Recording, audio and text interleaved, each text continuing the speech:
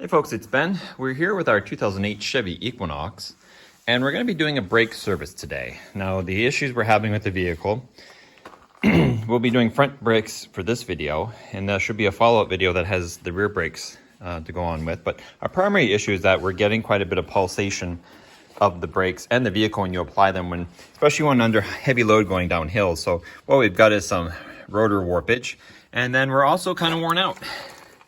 So the pads look pretty good, but as you can see, our grooved discs are fairly grooved. So we're just going to go ahead and replace those. We went to Napa, and for about 300 some odd bucks, we got new rotors, new pads.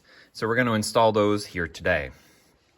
Hopefully my plan is to do this side, and I'll show you the how-tos, and then we'll time lapse the other side, and we'll have our front brakes done. So let's go ahead and start with that.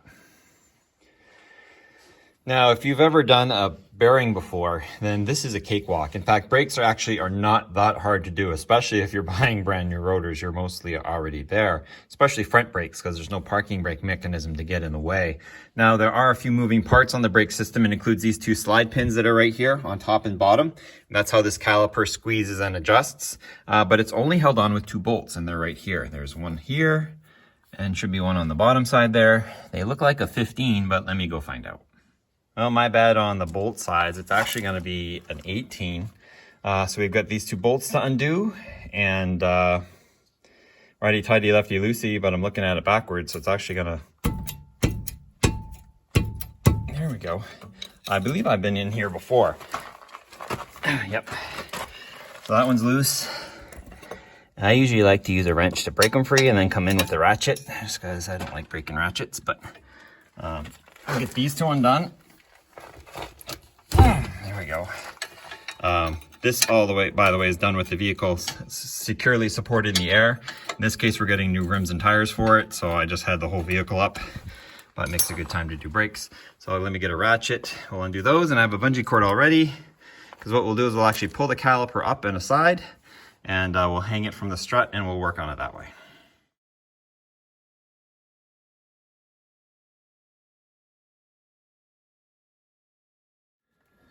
Now, something else that tells me that I've been here before is there's actually usually a torque screw here, and that holds the rotor against the bearing. And in our situation, it's not there because it's quite wiggly and actually will come right off. Now, why I needed the screwdriver is because there's a ridge here where the pads don't run, they don't wear, and so you have to kind of get the pads over that. Now, we've got our bungee cord that's holding up we're just keeping stress off the brake line. We don't want to hurt that. And as we can see that these pads are actually, the front ones, are in fair shape, and if I wanted to, I could probably reuse them. But I bought new ones anyway. They're not that expensive. It's not hard to change them. By the way, we're obviously in as far as we need to go in terms of the wheel. I'm not sure if I've ever changed this bearing before. It looks like I've greased the heck out of it, but I'm not sure I've ever had it off. No, I have, because I've done both. So anyway, so that's all set. But let's go ahead and pry these off, and let's go look at our new equipment. This is the Napa Proformer line of awesomeness, which is more or less their cheap end side of things. It says quiet braking, dependable, whatever. So for our 2008 Equinox, and probably all of them, we're using a part number PF8381-X. These are the front pads. It contains both pairs, plus these holder inner springs, and then the actual pads themselves. We've got those guys. And then we also have the new front brake rotor, which is nice and machined. It's got the little spot there. Looks to be close to the same as the old one, so it looks like we're winning there. Fairly big and heavy, probably the most expensive part. Well, I think maybe the rears were more expensive because they contain that drum. There we go, part number 248-880547. And brake rotor. So that's comparable parts here. Let's go ahead and pry out these pads. I'll put you back on the tripod.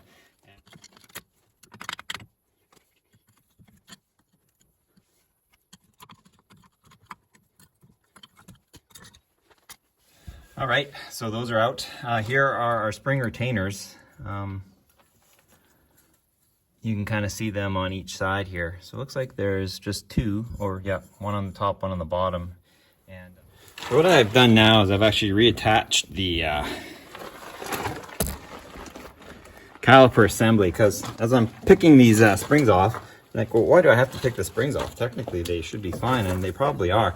But what I wanted to double check on, first of all, was to make sure that our caliper is moving adequately, because there's not a lot of point in putting new pads on if our caliper isn't gonna properly wiggle back and forth. So I'm just gonna go ahead and cinch this upper bolt, and we're just gonna push on this back and forth a little bit, make sure we are getting the movement we need.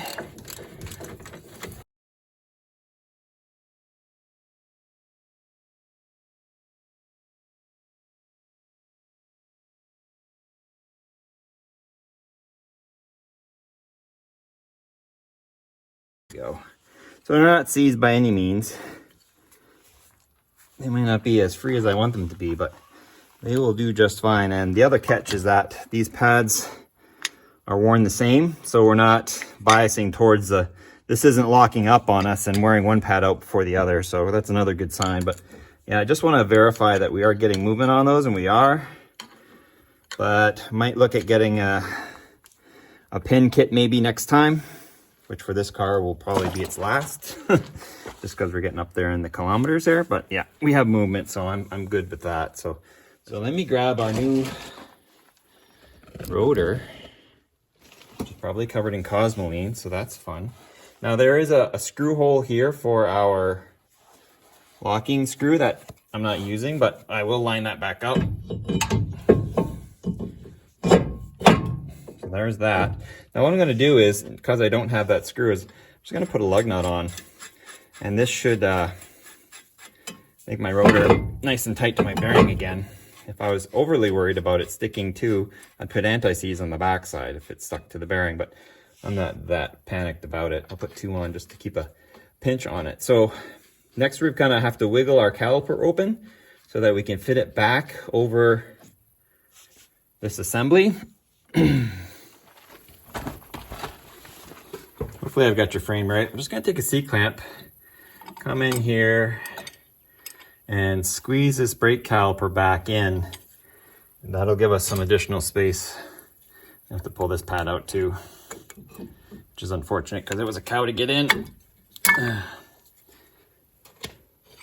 We'll just gently squeeze this caliper back in so that we've got space for our new rotor and new pad material.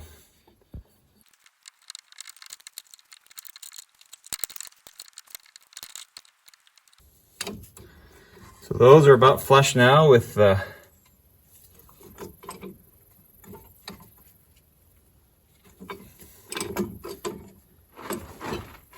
caliper. A lot more space, which I should have figured when it kind of went in and had lots of space. Yeah, it pops way out now. Let me put my pads back in, then we'll put it back on the rotor.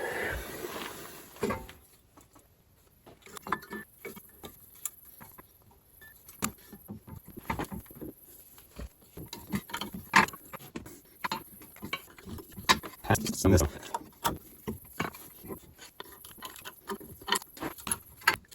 Okay, that's three.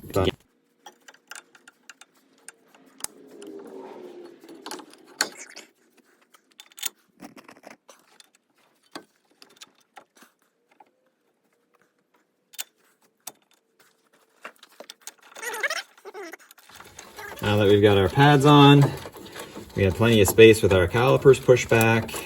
That'll reset as soon as we test drive the vehicle.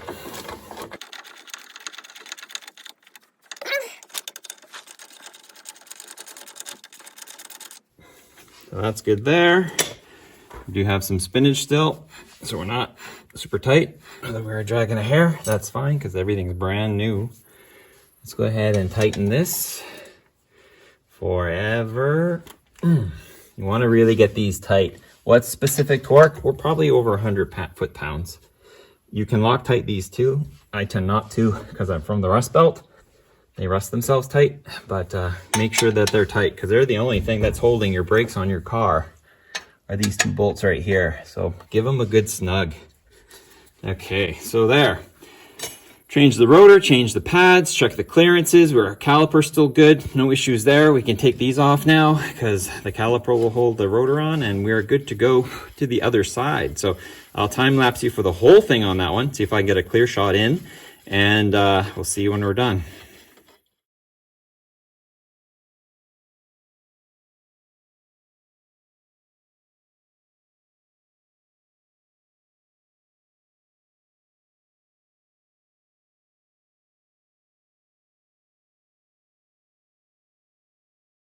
Second side obviously goes on infinitely easier because I've already done it once, so it's quite easy to do it the correct way the second time when you're not reteaching yourself how to do it.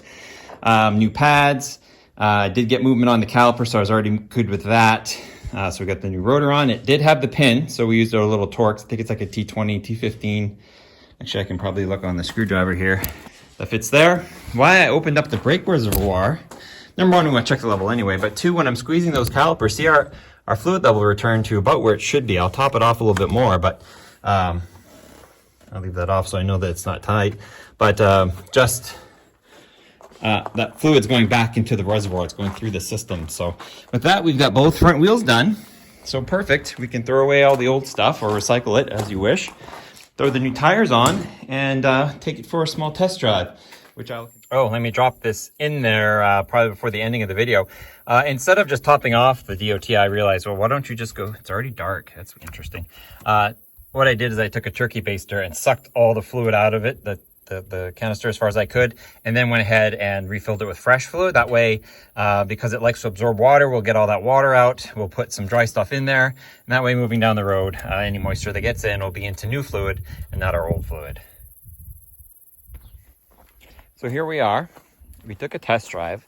The biggest issue we ran into was that when initially applying the brake, once you did the brakes, very slowly took it to the floor and then slowly let it back up, slowly let it down again, and eventually it built pressure up. What it was doing, obviously, was where I had overly extended the pads, it was now refilling those cylinders, so now that it rests just upon them.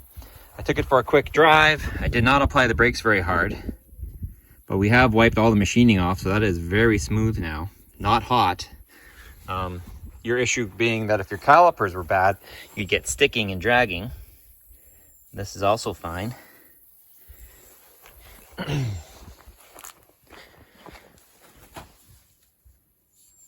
Cool here as well.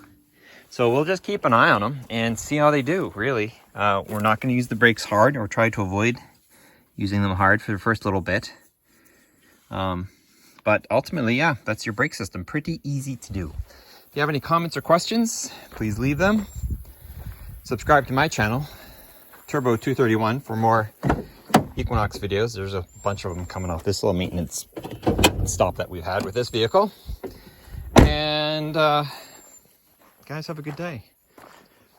I'm opening the hood here because we have an evaporative circuit issue, and we just changed all that stuff. It's still there, so I said, oh, check the fuses. Okay, sure, we'll check the fuses. That's something we can do.